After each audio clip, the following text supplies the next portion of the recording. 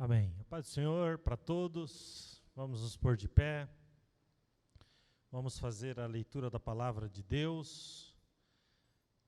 Gênesis, capítulo de número 32, versículos 22 em diante.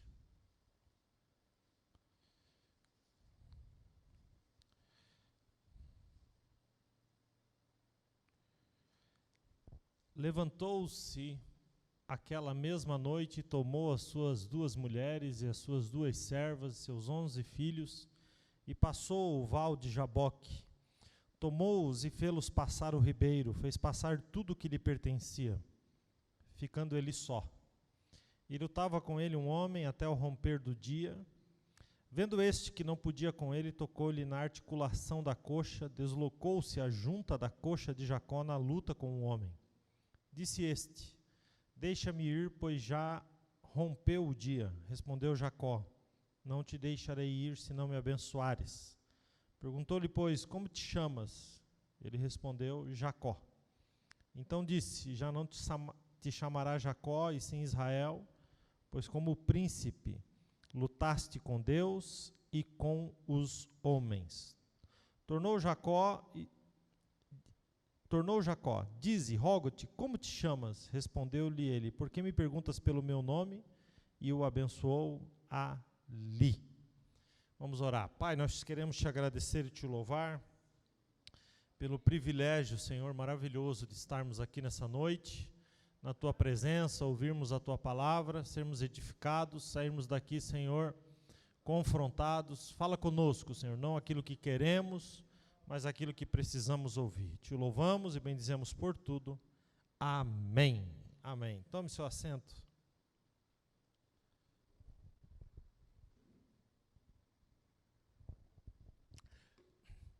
Queridos, esse texto é um texto muito conhecido da palavra de Deus. O texto que fala da luta de Jacó com o anjo. Jacó é um personagem maravilhoso da Bíblia Sagrada. A sua história é contada em inacreditáveis 25 capítulos, né? A história de Jacó começa no capítulo 25 de Gênesis e termina com a sua morte no capítulo de número 50. 25 capítulos para falar de uma pessoa na Bíblia é muita coisa. Demonstra a importância desse homem. Isaac, seu pai, casou-se, né, com Rebeca com 40 anos e teve 2 filhos aos 60 anos, Esaú e Jacó. Já disse isso aqui num dos domingos passados, que Isaac amava mais a Esaú e Rebeca amava mais a Jacó. E Isaac queria abençoar a Esaú, mesmo sabendo de uma promessa que tinha para Jacó, de que Jacó seria maior do que Esaú. Mesmo reconhecendo esta promessa na vida de Jacó, Isaac amava tanto Esaú que queria abençoá-lo, dar a bênção a ele. Vocês conhecem a história, que Jacó então é ajudado por sua mãe, e ali ele rouba a primogenitura, a bênção da primogenitura que era de Esaú. Quando isso aconteceu, a gente pensa, é interessante a gente falar isso, porque a gente pensa num Jacó, cuidado pela mãe, que tinha lá seus 17, 18 anos, porque José foi vendido com 17 anos. Então a gente pensa num Jacó com 17 anos, vivendo essas coisas. Mas Jacó tinha aqui inacreditáveis 71 anos, quando roubou a bênção da primogenitura de Esaú. Quantos anos? 71 anos. Então Jacó era aquele solteirão, né, dentro de casa, 71, solteiro ainda, né, o que já poderia abrir um parênteses aqui para o Sábado dos Casais, dizer que, né, que tem esperança para todo mundo, né? Porque o cara com 71. Então, com 71 anos, ele vai, então, fugindo de Esaú, que queria matá-lo, porque descobriu que ele lhe havia roubado a primogenitura. Então, ele tinha 71 anos quando ele foge para Padã Arã, chegando ali na casa de Labão. Ele trabalha para Labão 20 anos e casa com as duas filhas de Labão. Ele queria Raquel, primeiro casa com Lia, e depois ele acaba trabalhando mais 7 anos, casando com Raquel, e a história se desenrola a ponto de que ele, em 20 anos, chegou ali, como diz a expressão, sem nenhum pardal para dar água, e saiu dali um homem riquíssimo e poderoso. Ele fugiu para lá com 71 anos. Então, com 20 anos depois, com 91 anos, é que vai nascer, então, José. 91 anos. Né? É só importante deixar claro que as pessoas viviam aí entre 140 e 150 anos para vocês não ficarem tão assustados. Mas com 91 anos nasce, então, José.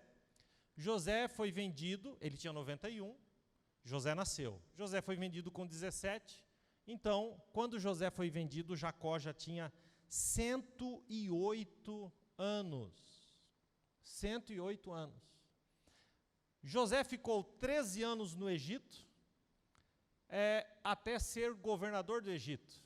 A gente soma mais 7 anos das vacas gordas, e depois mais 2 anos das vacas magras, quando ele encontra os irmãos, o que dá aí mais um total de 22 anos. Ou seja, Jacó tinha 130 anos quando foi para o Egito, chamado por seu filho José, e morreu com 147 anos. Que matemática, pastor! Eu quis trazer essa cronologia para vocês entenderem que eu não estou inventando, porque alguns personagens bíblicos a gente diz a idade mais ou menos. Jacó dá para ser categórico. Então Jacó tinha 71 anos quando fugiu para Padã Arã, e 91 anos nesse texto que a gente acabou de ler. Quantos anos tinha Jacó nesse texto? 91 anos. Então Deus decide se apresentar a Jacó, porque até ali o Deus era o Deus de Abraão e de Isaac, até os 91 anos. A partir desta passagem, Deus é o Deus de Abraão, de Isaac e finalmente de Jacó, com 91 anos. Mostra como Deus vai até o último, até as últimas consequências, para fazer dos seus filhos os seus filhos. Não é maravilhoso isso? Então, quando a gente olha para esse texto, a gente pode dividir ele em 2 partes principais e falar um pouquinho sobre cada parte. A primeira parte é Deus nos escolhe, assim como escolheu Jacó. E a segunda parte, quando somos escolhidos por esse Deus, nos rendemos à graça de ter sido escolhidos e como Deus se manifesta na nossa vida. Então, quando a gente olha para aqui, para esse texto e para a vida de Jacó, a gente descobre que Deus é aquele que nos escolhe. Pastor, mas isso é Velho Testamento, mudou isso? Não, não mudou, gente. Se você abrir a sua Bíblia em João 15:15, está lá. Não foste vós que me escolheste a mim, mas eu vos escolhi a vós, a fim de que vades e que deis frutos, e o vosso fruto permaneça, para que tudo que vocês pedirem ao Pai em meu nome, Ele vô-lo conceda. Então, quer dizer, quem nos escolheu, quem nos escolhe primeiro, é o Senhor. O amor dele é que nos alcança. A escolha, pastor, você pode perguntar, se dá em que momento? Que a gente tem a ideia de que isso se dá em algum momento da nossa vida. Então, se a gente abrir, eu vou pedir lá pro Rodrigo ir colocando para nós. Se você abrir Gênesis 25, se você quiser acompanhar na sua Bíblia também, você que sabe. Gênesis capítulo 25, o versículo 23, a gente vai ver onde se deu a escolha de Jacó. Diz lá, e o Senhor lhe disse, 2 nações há no teu ventre. Isso é uma palavra de Deus para Rebeca. E 2 povos se dividirão das tuas entranhas. E um povo, então está falando de 2 nações há no ventre, falando de Esaú e de Jacó. 2 povos se dividirão das suas entranhas. Um povo será mais forte do que o outro povo. O maior, Esaú, servirá ao menor, Jacó. Agora observe como começa. E o Senhor lhe disse, 2 nações há no teu ventre. Então a escolha de Deus se dá no ventre, na concepção, né? E a gente vê isso se repetir ao longo de todo o texto bíblico, né? Se você abrir nos profetas, por exemplo, se você abrir em Jeremias, o Senhor diz para Jeremias, eu te chamei do ventre e te dei como profeta para as nações. Se a gente vê o cuidado do Senhor desde a concepção, a gente olhando para Jesus, a gente percebe isso, que também desde o ventre foi concebido pelo Espírito Santo de Deus. Então, a nossa história começa no ventre. Deus nos escolheu desde o ventre. Deus nos chamou desde o ventre. Então, Deus tem um plano para nós desde o ventre. Então, eu não preciso ser profeta para colocar a mão na sua cabeça e dizer, filho, filha, eu te escolhi desde o ventre. Querido, todos nós que aqui estamos, fomos escolhidos por Deus desde o ventre. Então isso é para todos nós, é uma palavra que alcança a todos nós. A causa da escolha divina, por que Deus nos escolheu? A causa da escolha divina não está nos nossos méritos. A causa da escolha divina não está em você. A causa da escolha divina está no próprio Deus. Deus nos escolhe porque Ele nos amou, não porque nós o amamos primeiro. Por isso que a palavra é nítida, dizendo que Deus nos amou primeiro. Então Deus nos amou apesar dos nossos pecados. Deus nos amou primeiro. A gente tem que ter isso na ideia muito fixo. Até porque, gente, se Deus fosse nos amar, nos salvar pelo nosso merecimento, nenhum de nós seria salvo. Então, o que nos torna merecedores é o amor de Deus, não aquilo que é produzido em nós. Então, Ele nos escolheu e pelo seu amor, Ele nos chamou, mas pelo seu amor, tudo vem dEle, tudo parte dEle. Então, apesar dos nossos pecados, Ele nos amou. Tem um texto em Malaquias, é o último livro do Velho Testamento, no capítulo 1, versículo 2, que explica isso. Malaquias 1, versículo 2, diz assim, eu vos tenho amado, diz o Senhor, mas vós dizeis, em que nos tem amado? Não era Esaú, irmão de Jacó? Disse o Senhor, todavia, amei a Jacó. Então, quem nos ama é Ele. Observem, com 91 anos, 91, Jacó ainda não tinha tido uma revelação de quem era Deus para ele. Conhecia o Deus do seu avô, Abraão, invocava o Deus do seu pai, mas ele mesmo ainda precisava de Deus, com 91 anos.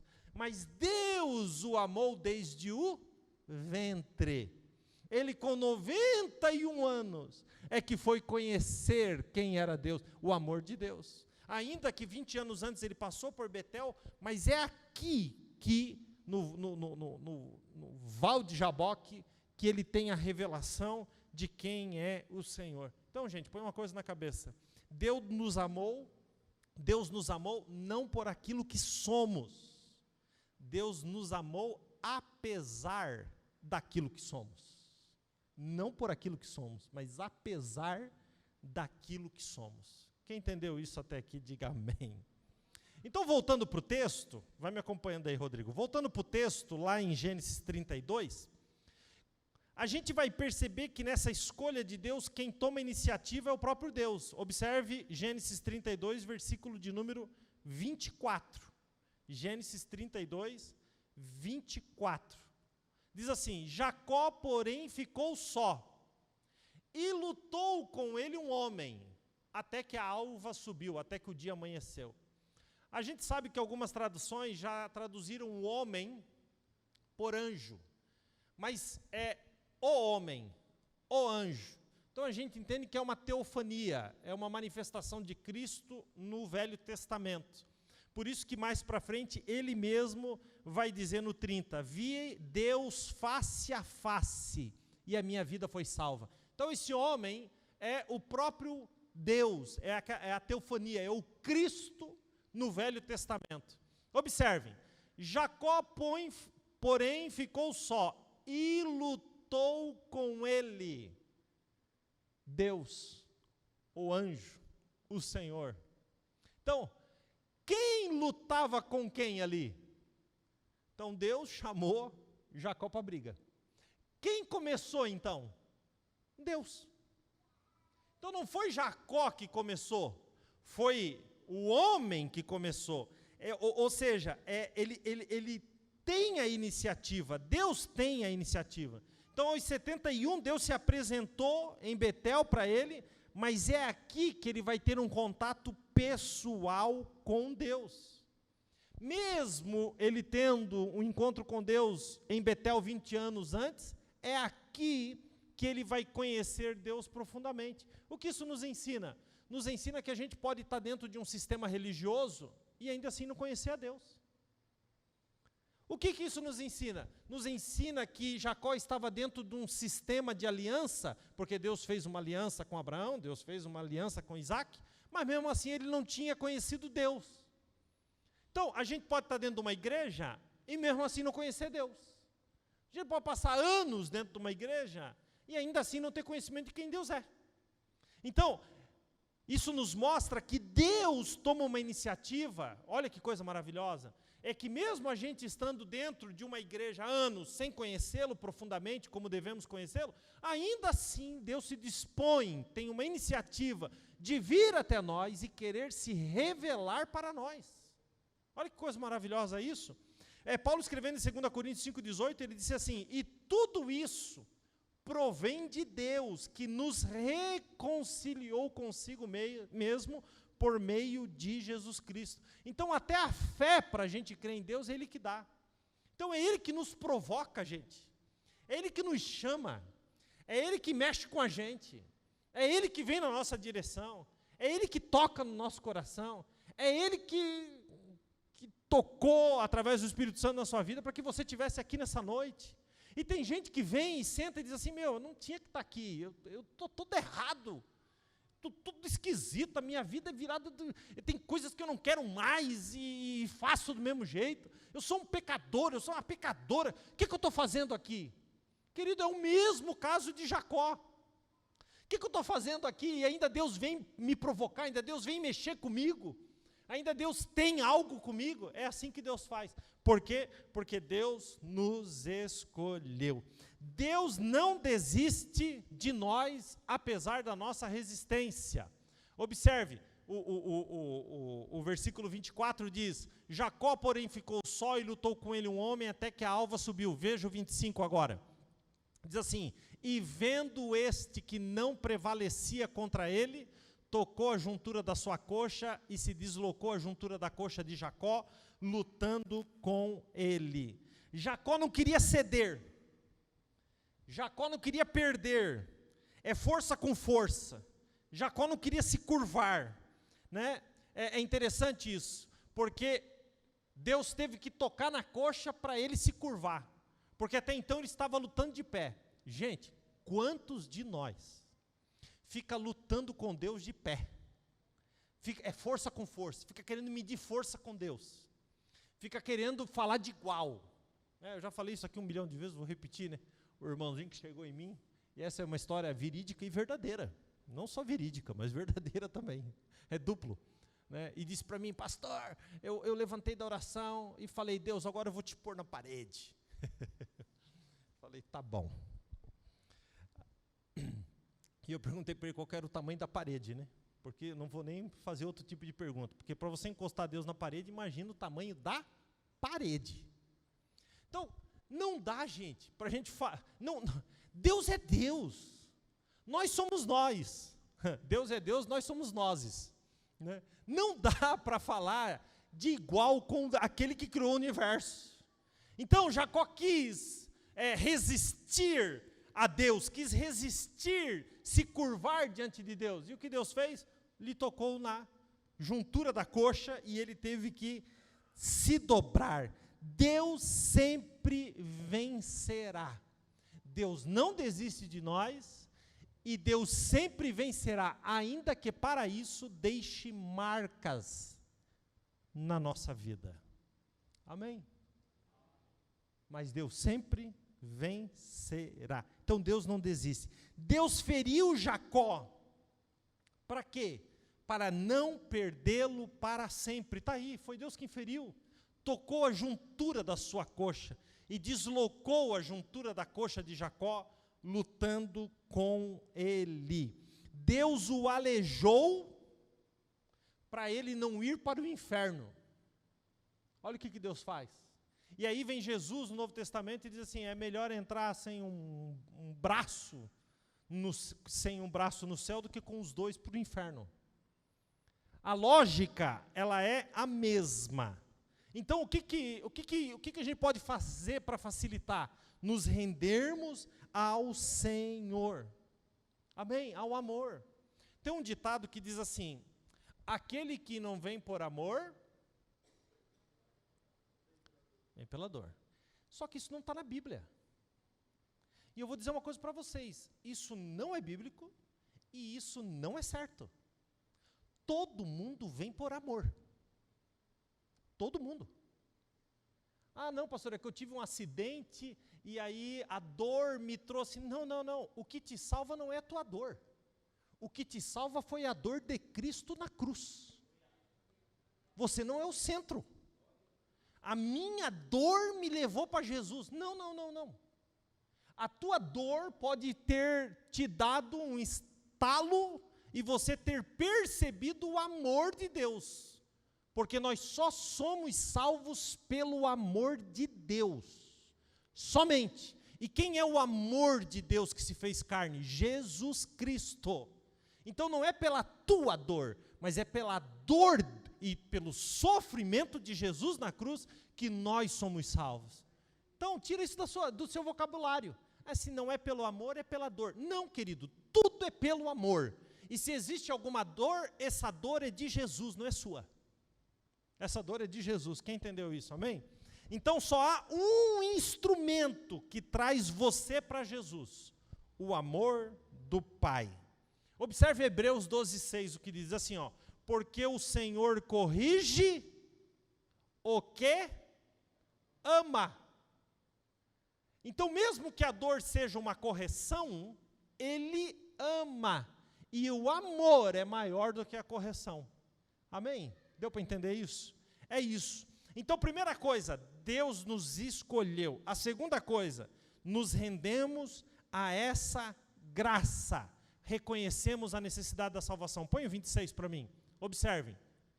E disse, deixa-me ir, porque já a alva subiu. Porém, Jacó disse, não te deixarei ir, se não me abençoar. O que ele entendeu? Eu preciso da bênção, eu preciso da graça, eu tenho essa necessidade. Jacó passou a família no Val de Jaboque, Esaú vinha atrás dele, e ele queria lutar com Deus para quê? Por algo imediato. O que era esse algo imediato? Livrar a cabeça dele da mão de Esaú. Então, Jacó estava lutando ali, gente, porque ele queria escapar da mão de Esaú, mas Deus estava lutando com ele para livrá-lo do inferno.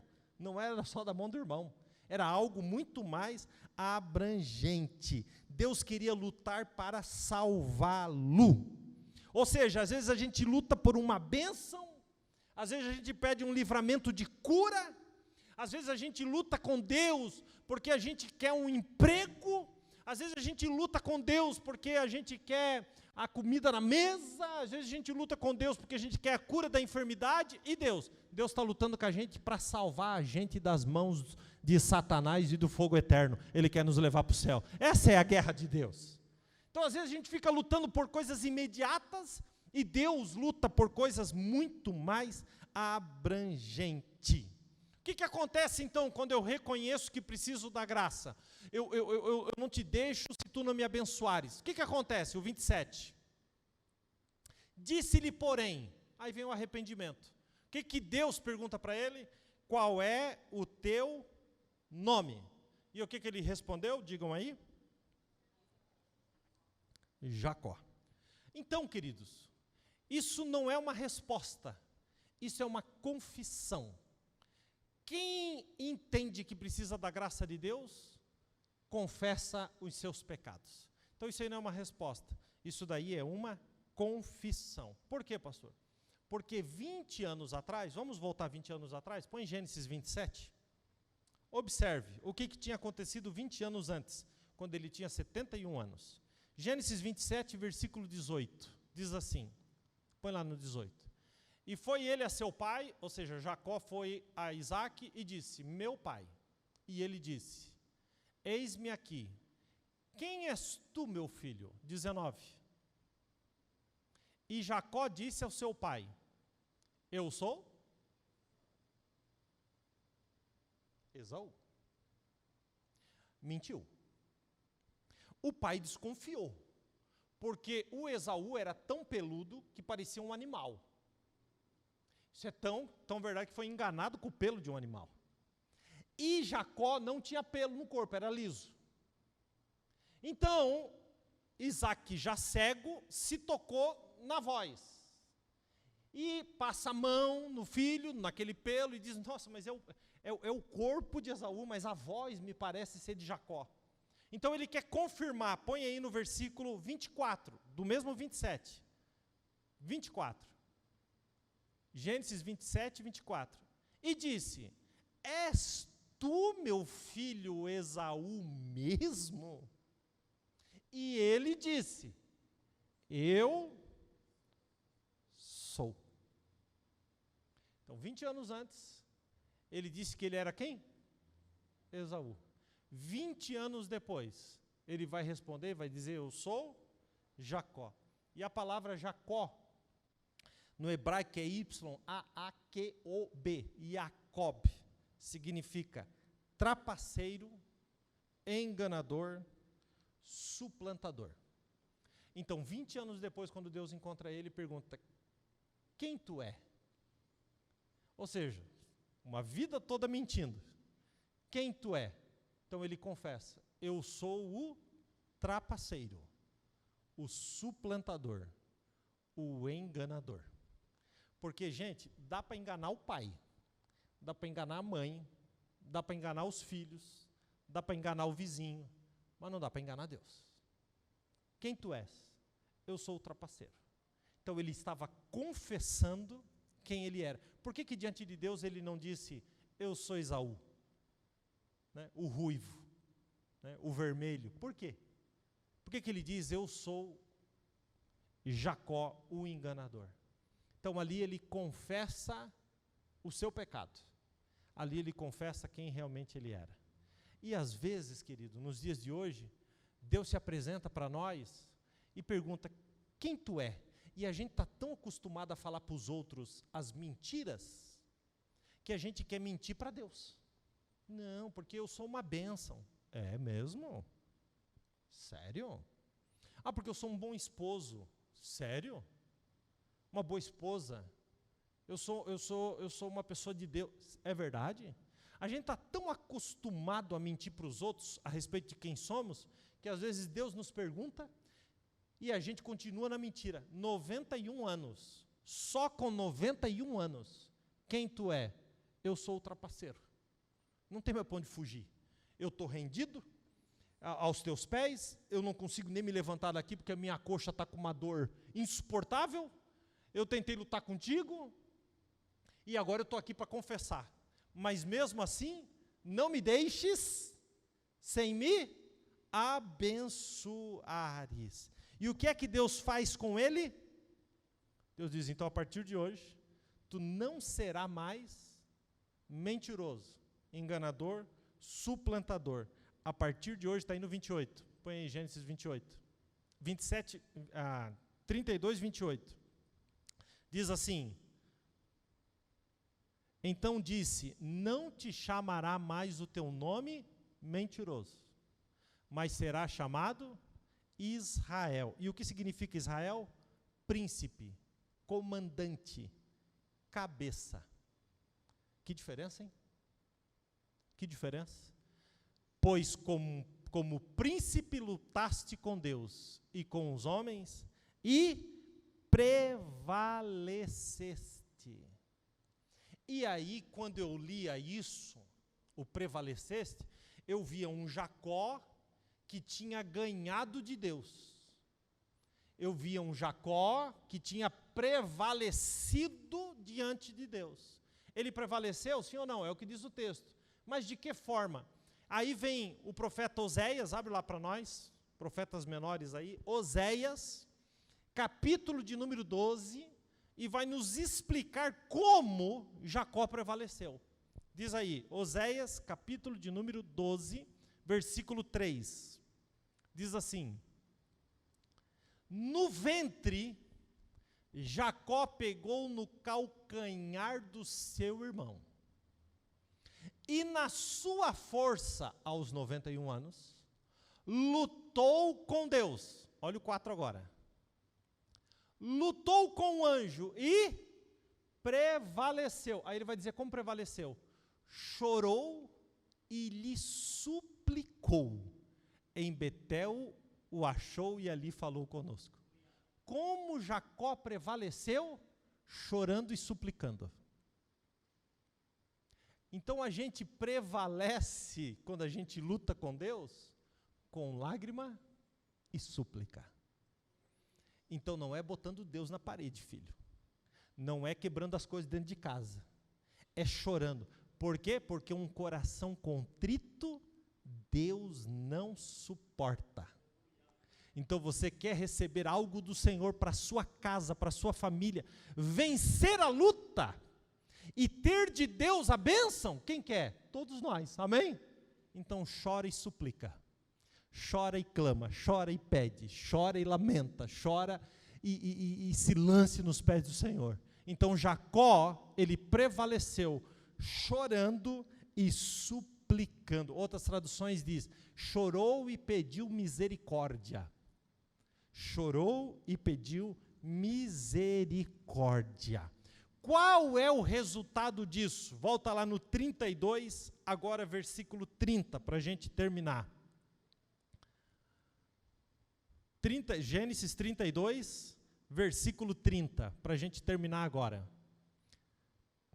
E chamou Jacó o nome daquele lugar Peniel, porque dizia, tenho visto a Deus face a face.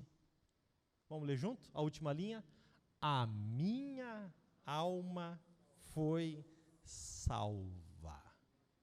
91 anos, ele saiu dali dizendo, o meu Deus é o Deus de Abraão, é o Deus de Isaac, e é o Deus desse Jacó aqui, que agora não é mais Jacó, agora é Israel.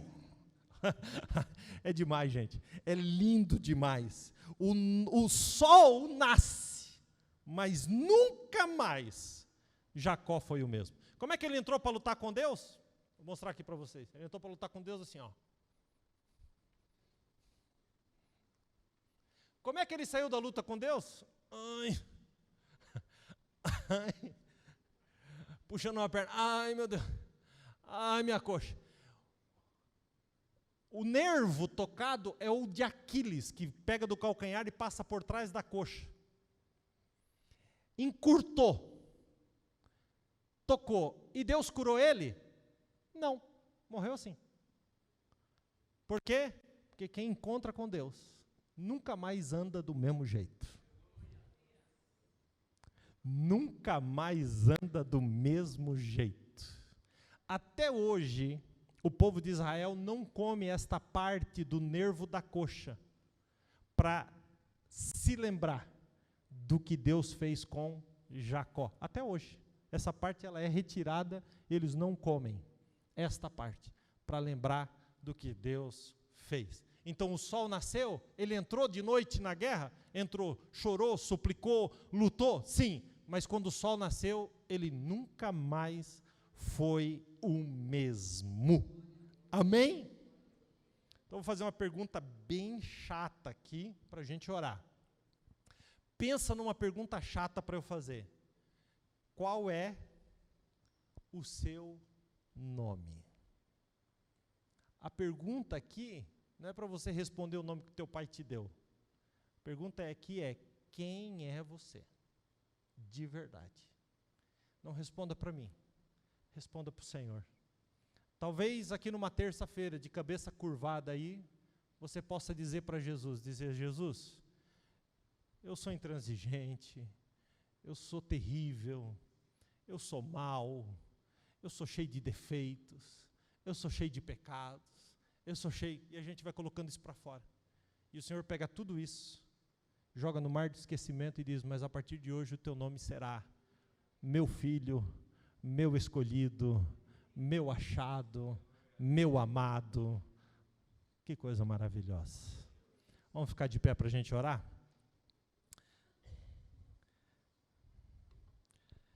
Depois dessa oração nós vamos cantar um pedacinho do hino aqui e vamos recolher as ofertas. Querido, curva a sua cabeça e eu te provoco a fazer uma baixinho, sem ninguém ouvir. Ninguém precisa ouvir, nem quem está do seu lado.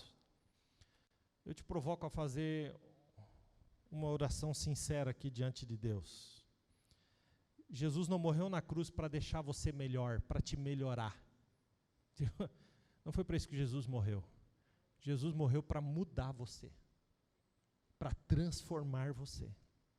E olha que você pode olhar para trás e dizer quantos anos já passaram. Verdade, Jacó tinha 91. Mas Deus não desistiu de Jacó. Deus não desiste de você. Pai, em nome de Jesus nós te louvamos, te agradecemos e te exaltamos pela tua bondade e misericórdia, pelo privilégio, Senhor, de estarmos vivos para fazer esta oração. Senhor, em nome do teu Filho amado, que tu possa, Senhor, ouvir a oração de cada um dos teus filhos, os nossos pecados, os nossos erros, nossas falhas, Senhor, os nossos defeitos. Senhor, precisamos, Senhor, confessar, Senhor, como igreja, aquilo que somos. Senhor, e que tu possa mudar o nosso nome, mudar a nossa vida, Senhor. Que possamos ter sinais na nossa vida, de que prevalecemos no choro, na oração e na súplica. Que ao caminhar, Senhor, as pessoas percebam a nossa diferença.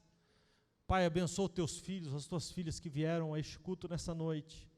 Derrama sobre a vida de cada um deles, delas aqui, Senhor, a tua graça. E que essa oração, Senhor, seja confirmada pelo teu Espírito Santo, cravada, Senhor, nas tábuas do coração de cada um que aqui está. Pai, em nome de Jesus nós te pedimos e nós te agradecemos. Amém. Amém.